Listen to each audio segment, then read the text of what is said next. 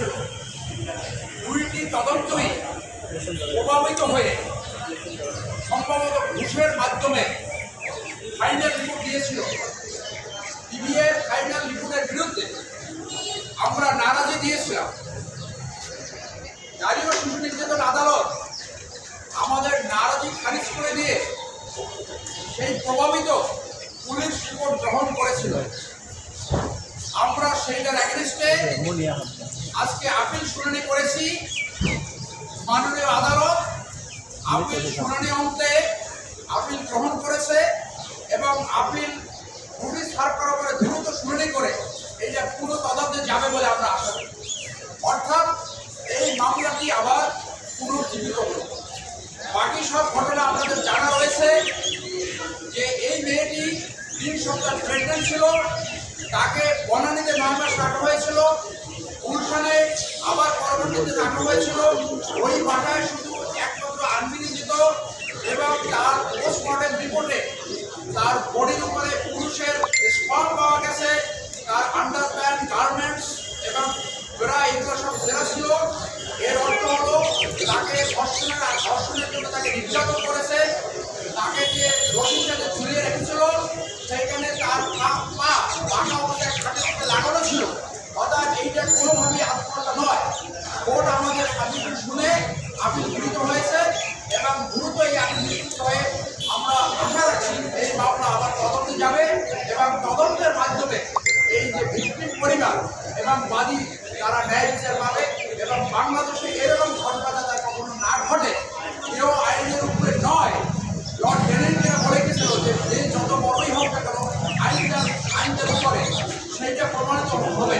এই principal accused হাইকোর্টের আদেশ ভায়োলেট করেছিল।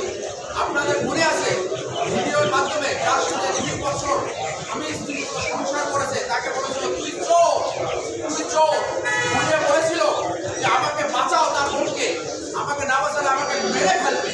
এত বড় নিষ্ঠুর, এত বড় গর্ব, যার সাথে 2 বছর প্রেম করেছে তাকে খুনের আগে আবার পুনরায় ধর্ষণ করেছে। এইটার বিচার যদি না হয় তাহলে আমাদের দেশে ন্যায় বিচার মারাত্মকভাবে বাধাগ্রস্ত হবে। সবাইকে ধন্যবাদ। বিজয় 13 প্রিজাইডিং জাজ মাননীয় বিচারপতি শহীদুল করিম।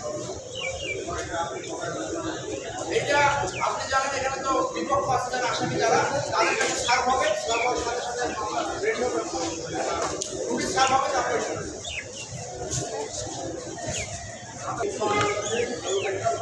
সৃষ্টি করে বঞ্চিত করে ওই মামলাটাকে গরিবদেরকে অপরাধ দিয়েছি। আমরা আসার পরে আমরা পেয়েছি তার মানে আবার আসামিভুক্ত হয়ে গেছে। আর তাদের ফিটনেস নাই, চলে আসে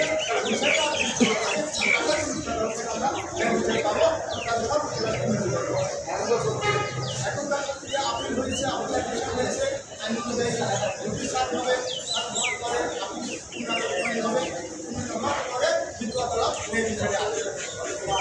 এই আসামি এতখানি প্রভাবশালী, আমরা দুঃখিত হয়েছি, আমরা কষ্ট পেয়েছি, আমরা আশঙ্কিত হয়েছি। আসামি থাকা অবস্থায় একজন প্রধানমন্ত্রীর সদস্য হয়েছে। রাষ্ট্রযন্ত্র তো এরকম দুর্বল হতে পারে না। একটা আসামি কি করে প্রধানমন্ত্রীর সদস্য হতে পারে? তাহলে সেই সময় যে ইন্টেলিজেন্স সংস্থা তারা কি প্রধানমন্ত্রীকে খোঁজ দেয়নি যে উনি আসামি? অর্থাৎ রাষ্ট্র ব্যবস্থাই